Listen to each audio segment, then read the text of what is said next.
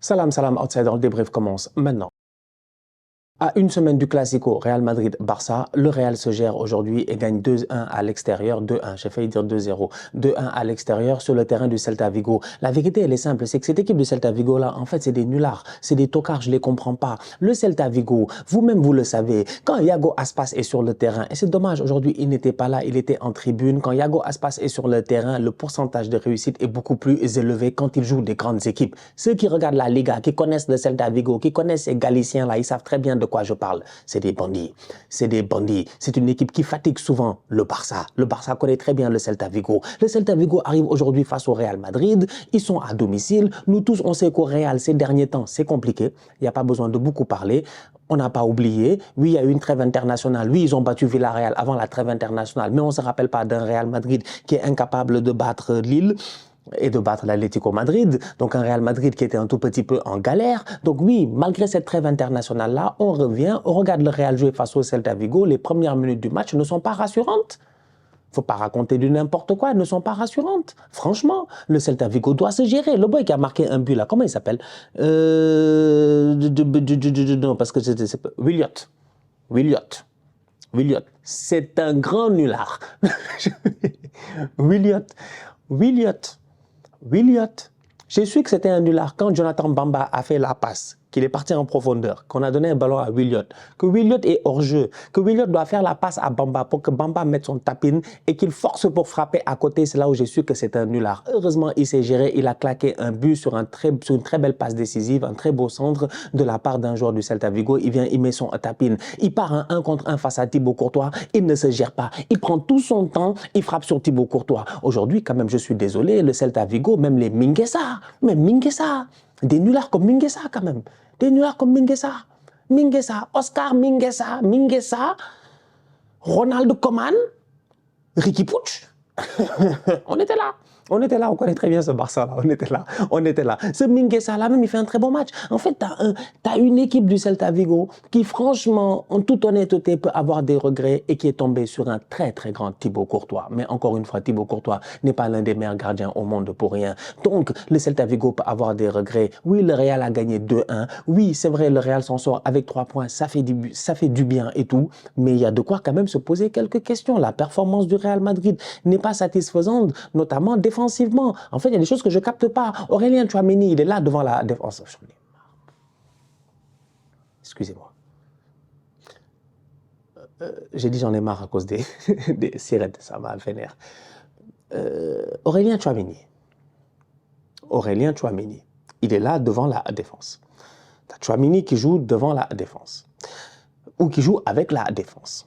Il y a un Real qui joue à 3 derrière. Moi, je trouve ça très intéressant sur le papier, franchement. Je les vois jouer, je trouve ça intéressant. Je vois Tchouaméni, je vois, comment il s'appelle? Je vois Militao, je vois Rudiger. Et je vois des latéraux qui peuvent se projeter. Pourquoi? Parce que les gars sont 3 derrière. Donc, je vois un Lucas Vazquez qui se projette, un Fran Garcia qui se projette. Je réfléchis encore et je me dis, attends, pour un Real qui a l'ambition peut-être d'aller chercher Trent Alexander-Arnold la saison prochaine, ça ferait du sens s'ils peuvent jouer à 3 derrière. Ça donnerait à Trent Alexander-Arnold encore beaucoup plus de liberté sur le côté droit au Real. Peut-être qu'il va amener ce quelque chose-là que je ne sais pas qu'ils sont en train de chercher. Bref, le système de jeu, moi, il me va d'autant plus qu'avant la trêve internationale, moi, Stan Diop, je suis venu ici et je vous ai dit que je préfère voir Tchouaméni face au jeu que Tchouaméni dos au jeu. Parce que ce n'est pas tous les joueurs qui sont très très forts dos au jeu. Aujourd'hui, devant lui, quand il a Camavinga et Valverde, c'est largement suffisant. Donc, avoir Tchouaméni qui vient s'intercaler entre Rudiger et Militao, pour moi, c'est intelligent. Il n'y a pas de problème, ça fonctionne bien. Mais faudrait à un moment donné sur les transitions que les gars suivent. Le but du Celta Vigo n'est pas sérieux. Ça, c'est un but où sur les transitions, tu ne comprends pas qui est où, qui est quoi. Vasquez est là-bas. Le boy au deuxième poteau claque son but, il est tout seul. On dit que c'est Vasquez qui doit être sur lui. Mais en réalité, si tu regardes bien le schéma tactique, en réalité, ils doivent se replier beaucoup plus rapidement. Le repli doit être beaucoup plus vite. Donc du coup, Tchouaméni doit revenir beaucoup plus vite. C'est-à-dire qu'il y a quelque chose qui doit se passer. Il ne doit pas y avoir... Tout le monde ne doit pas être aspiré. Rudiger, aspiré. Militao, aspiré. Il n'y a personne des milieux de terrain qui redescend au milieu. Pour boucher, Vasquez, il est en retard. Évidemment que tu prends un but. Donc, il y a encore du travail à faire défensivement. Mais moi, j'ai trouvé ça intéressant d'avoir Aurélien Tchouaméni, comme je dis, dans cette défense à 3 là. Je trouvais ça bon. Pour moi, Kamavinga a fait un très bon match. Il revient de blessure. Petit à petit, il est en train de prendre le rythme. Il a été très bon aujourd'hui. Voilà, franchement, il n'y a rien à dire. C'est un excellent joueur. Il s'est joué au football. Fede Valverde au milieu de terrain aussi, il s'est géré. Mention spéciale à Jude Bellingham. Il a dû faire énormément de travail défensif. Je l'ai vu récupérer des ballons, des tacles défensifs et tout, être là au pressing. Il a été bon, le Jude Bellingham. Vinicius Ballon d'Or, il claque son but, il n'y a rien à dire. Kylian Mbappé, on va en parler, on va finir avec lui. J'ai envie de parler de Luka Modric. Bien joué, 150 ans, un tonton, un ancien. Il rentre dans ce match-là, automatiquement, il l'amène sa patte. Il change la dynamique du jeu. Il change la dynamique du jeu. Très bonne passe décisive d'ailleurs pour Vinicius. La finition, vous-même, vous savez, il n'y a rien à dire. Plein de sang-froid, il vient claquer son but. Globalement parlant, moi, je pense que le Real a fait un bon match à l'extérieur face au Celta Vigo. Ce n'est pas un match facile, d'autant plus que, comme je le disais, avant la trêve internationale, oui, ils ont gagné face à Villarreal, mais avant ça, ce n'était pas très sûr. Là, ils reviennent, ils repartent d'aplomb avec les 3 points. La semaine prochaine, il y a un Classico. Cette semaine, il y a la Ligue des Champions. Ils vont devoir se gérer. Ça nous permet maintenant de parler de Kylian Mbappé. Ouais, Kylian Mbappé. Il a claqué un but, un très beau but d'ailleurs. Franchement, très beau but. Erreur de cette défense-là. Il aurait même pu mettre un doublé parce qu'il y a eu une deuxième erreur. Il frappe, mais je pense que c'est Mingueza ou je ne sais plus c'est quel joueur défensivement qui vient et qui se jette carrément pour prendre le ballon sur lui.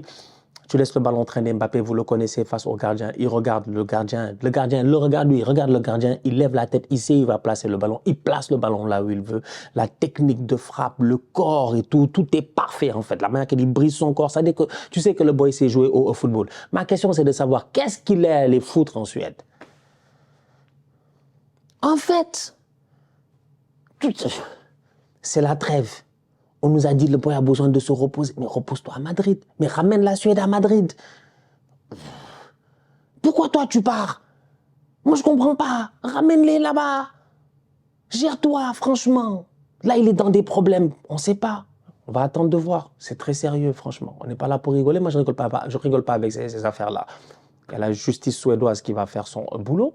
Nous, on va continuer à parler de football. On va se concentrer sur le football en attendant d'avoir plus d'informations, tu vois. Donc, moi, je ne suis pas là pour faire des suppositions, des machins, des trucs là. Je ne sais pas ce qui se passe. Je n'étais pas là, franchement. Je n'étais pas là, je n'étais pas présent. Quand Kylian, il a pris son jet privé ou ses amis et ses copains en disant « je vais à Stockholm », il ne m'a pas appelé pour me dire « Stan, je vais à Stockholm ». Ne venez pas me demander en fait qu'est-ce qui s'est passé à Stockholm ou qu'est-ce qu'il a fait à Stockholm. C'est pas mon problème, tu vois, vraiment, faut pas m'énerver. Donc, j'ai voulu faire un jeu de mots avec le syndrome de Stockholm, mais ce serait même pas drôle. En fait, il n'y a rien de drôle ici. Donc, je ne sais pas ce qui s'est passé. Moi, je ne parlais que du terrain. Donc, il est revenu à Madrid. Il a joué ce match-là. Il y a Classico la semaine prochaine. Il vient, il claque un but. Sur le terrain, comme d'habitude, brouillon et tout dans pas mal de ses gestes. Mais bon, ça va, il se gère quand même. Il vient, il claque son but. Donc, on va s'en arrêter là. On va voir ce que ça va donner au courant des prochaines semaines. Mais, ouais. J'ai vu un tweet, j'étais mort. Un gars, il a dit, parce qu'ils ont dit cette semaine avec ce qui s'est passé, ils ont dû faire une réunion de crise au Real Madrid, je ne sais plus, c'était mardi ou mercredi, whatever, la semaine passée, ils ont fait une réunion de crise à 22h ou je sais pas, à 23h. Quelqu'un qui a dit Florentino Pérez, ça fait 20 ans ou 40 ans qu'il est à la présidence du Real, à 21h, il se couche. Il n'y a pas de problème. Mbappé est arrivé, maintenant ils font des réunions de crise à 3h du matin. Quand même sérieux. En tout cas.